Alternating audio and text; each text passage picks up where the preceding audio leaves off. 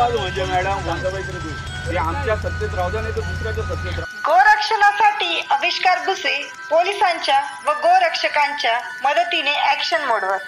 कृषी उत्पन्न बाजार समितीच्या परिसरात गोवंशाची तस्करी होत असताना ती रोखली, वाचवले 9 गोवंशांचे प्राण.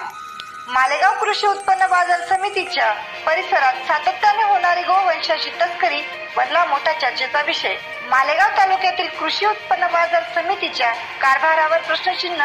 मंत्री दादाजी भुसे यांचे पुत्र आविष्कार भुसे यांचे गोरक्षणाबाबत कालचे हल्ला प्रकरण ताजे असतानाच आज सकाळी पुन्हा आविष्कार भुसे यांनी DYSP सूरजकुमार गुंजाळ व गोरक्षकांच्या मदतीने कृषी उत्पन्न बाजार समितीच्या परिसरात मागच्या गेटने गोवंशाची तस्करी होत असताना ती रोखली आहे आणि जवळपास 9 गोवंशाचे प्राण हे वाचले आहे. घटनास्थळावरून गो तस्करी करणारे मात्र पळून गेले. दरम्यान कृषी उत्पन्न बाजार समितीच्या गेटवरचे सुंदर असा गोमातेचा पुतळा उभारला असून मात्र कृषी उत्पन्न बाजार समितीच्या परिसरातच सातत्याने गोवंशीयांची होणारी तस्करी हा मोठा चर्चेचा विषय बनला आहे.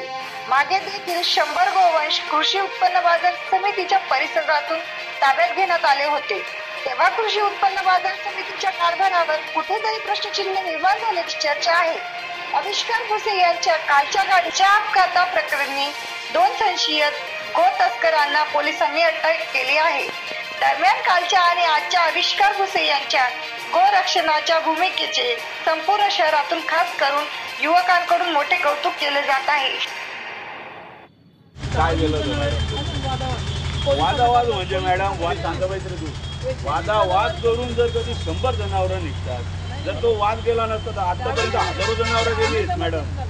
ते आमच्या सत्तेत राहू द्या, नाही तर दुसऱ्याच्या सत्तेत राहू द्या, विषय त्याचा नाहीये. विषय या गोष्टी जात आहेत ना, या गोष्टीचा आहे. मार्केट कमिटीची सत्ता आज दुसऱ्यांची आहे, उद्या तिसऱ्याची येईल. आम्हाला त्या गोष्टीची काही घेणं देणं नाही. जे पण प्रशासक असेल किंवा जे त्यांची बॉडी असेल त्यांच्यावरही ते ही कारवाई झाली पाहिजे या मताचा मी.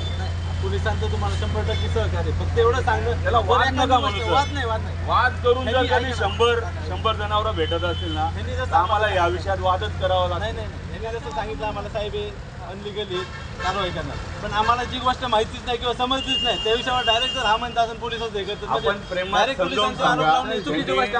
त्या पद्धतीने ऐकलं तर चांगली गोष्ट आहे, नाही ऐकलं तर वरिष्ठ अधिकारी नाहीतर बाकीचे मग आम्ही करू. पोलिसांनी ग्राउंड लेवलला तुम्ही जास्त काय कोणाशी वाईटपणा घेऊन जास्त बोलायचं नाही. जे ते आम्हाला सांगायचं आम्ही करणार.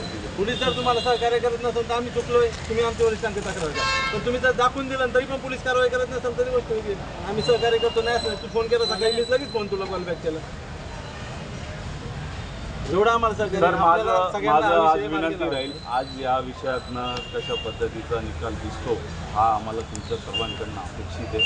आमची फक्त एवढीच विनंती आहे की काहीतरी आपल्याला सर्वांना मिळून ह्या विषयात शिस्त लावायची आहे, काहीतरी निर्णय मार्गी लावायचा आहे. तर तुम्ही या विषयाला तुमच्या पद्धतीने हँडल करा.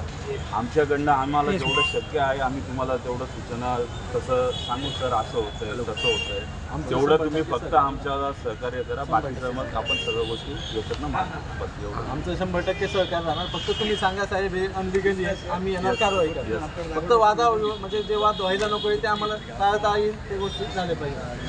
आणि तुम्ही जाणार ते एखादा वाद घालणार आम्हाला सांगा, आम्ही लगेच येणार. आमच्या 2 लोक